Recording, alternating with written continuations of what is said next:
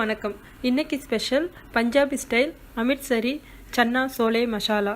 வாங்க அது எப்படி செய்யலான்னு பார்க்கலாம். அதுக்கு நான் ஒரு 2 கப் வெள்ளை கொண்டக்கடலை எடுத்து அது ஓவர் நைட் இப்படி ஊற வச்சுருக்கேன்.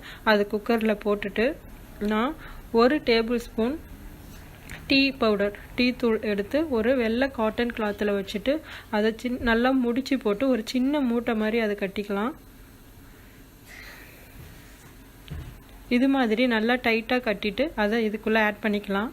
அப்புறம் எல்லா ஹோல் ஸ்பைசஸும் எடுத்திருக்கேன். ஒரு பட்டை, 2-3 லவங்கப்பூ, கொஞ்சம் மிளகு, பிரியாணி இலை, ஒரு கருப்பு ஏலக்காய், அப்புறம் ஒரு ஸ்டார் பூ.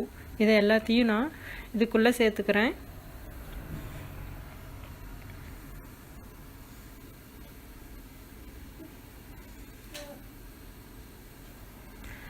இப்போ குக்கரை மூடிட்டு 5 to 6 விசில்ஸ் நல்லா இது விட்டு நல்லா வேக வைக்கணும்.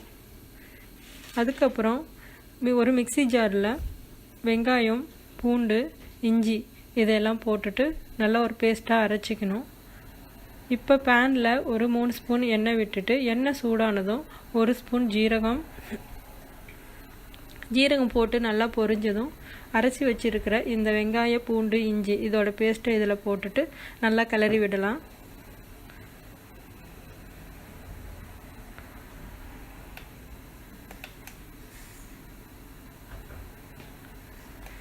இது நல்லா கிளறி விட்டுட்டு இருக்கலாம். இந்த டைமில் நான் ஒரு 3 தக்காளி எடுத்து நல்லா வாஷ் பண்ணி வச்சு இதை நான் மிக்ஸி ஜாரில் போட்டு அரைச்சி பியூரியாக எடுத்துக்கிறேன். இது ஒரு 10 மினிட்ஸ் இருந்தால் நல்லா வதக்கினா போதும். நல்லா வதங்கி வந்துருச்சு, பச்சை வாசனை எல்லாம் போயிருச்சு. இப்போ அரைச்சி வச்சுருக்கிற இந்த தக்காளி பேஸ்ட்டை இதுக்குள்ளே ஆட் பண்ணிக்கிறேன்.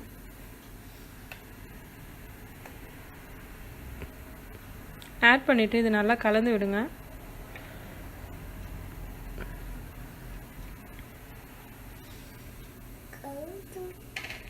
இது ஒரு 10 நிமிஷம் இப்படியே இருக்கட்டும். 10 நிமிஷத்துக்கு அப்புறம் பாருங்கள், லைட்டாக எண்ணெய்லாம் மேலே பிரிஞ்சு வருது. இப்போ நாம் எல்லா மசாலாவும் சேர்த்துக்கலாம். 1 ஸ்பூன் மிளகாய்த்தூள், 1/2 ஸ்பூன் மஞ்சள், 1/2 ஸ்பூன் ஜீரக பவுடர், 1 ஸ்பூன் தனியா பவுடர், 1/4 ஸ்பூன் கரம் மசாலா. இதை எல்லாத்தையும் சேர்த்துட்டு நல்லா மிக்ஸ் பண்ணி விடுங்க. இது நல்லா மிக்ஸ் பண்ணதுக்கப்புறம் ஒரு 10 மினிட்ஸ் விடுங்க.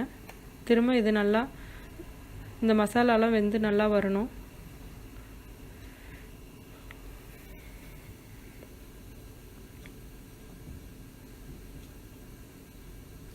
பாருங்கள், எண்ணெய் பிரிஞ்சு வர ஆரம்பிச்சிடுச்சு. இப்போ பார்க்கலாம் சன்னா மசாலா எப்படி வந்திருக்குன்னு. பாருங்கள், இந்த சன்னா நம்ம போட்ட டீ தூள், இந்த ஹோல் ஸ்பைசஸ் எல்லாம் நல்லா வந்திருக்கு. இப்போது இந்த டீ பேக்கை எடுத்துடலாம். இது மாதிரி இதை மட்டும் தனியாக எடுத்துட்டு நீங்கள் தண்ணி வடிகட்டி ஒரு பாத்திரத்தில் வச்சுக்கோங்க. இது மாதிரி கொண்டக்கடலை சாஃப்டாக இது மாதிரி நல்லா வெந்து இருக்கணும். இப்போ வெறும் கொண்டக்கடலையை மட்டும் இதில் சேர்த்துக்கோங்க. தண்ணி அப்புறமா சேர்த்துக்கலாம். இது நல்லா சேர்த்து விட்டு நல்லா கிளறி விடுங்க. இந்த கடலை இந்த மசாலா கூட நல்லா வேகணும். நல்லா கலந்து விட்டு ஒரு 10 மினிட்ஸ் விடுங்க.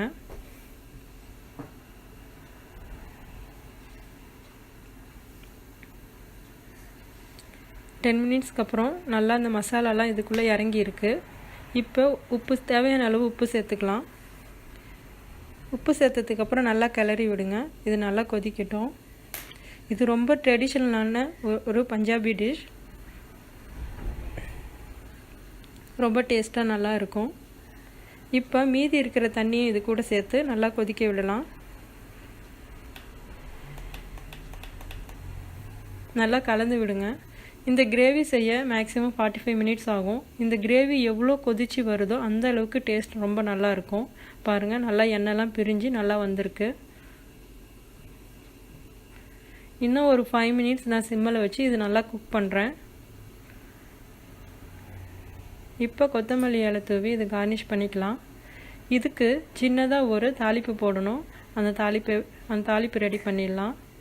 பேனில் 2 ஸ்பூன் எண்ணெய் சேர்த்துட்டு எண்ணெய் சூடானதும் 1 ஸ்பூன் ஜீரகம் சேர்த்துட்டு அது நல்லா பொரிஞ்சு வந்ததும் 2 பச்சை மிளகாய் ஆட் பண்ணிக்கிறேன். இந்த பச்சை மிளகாயும் இதில் நல்லா ஃப்ரை ஆகணும்.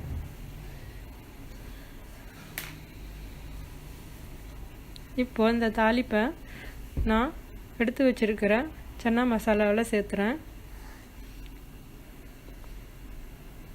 அவ்வளோதாங்க, ரொம்ப சூப்பர் அண்ட் டேஸ்டான சன்னா மசாலா ரெடி. இது ரொம்ப சூப்பராக இருக்கும். பூரி, சப்பாத்தி, நான் எல்லாத்துக்கூடையும் ரொம்ப நல்லாயிருக்கும். ட்ரை பண்ணி பாருங்கள். உங்களுக்கு இந்த வீடியோ பிடிக்கும்னு நினைக்கிறேன். மறக்காமல் சப்ஸ்கிரைப் பண்ணுங்கள், ஷேர் பண்ணுங்கள். தேங்க்யூ.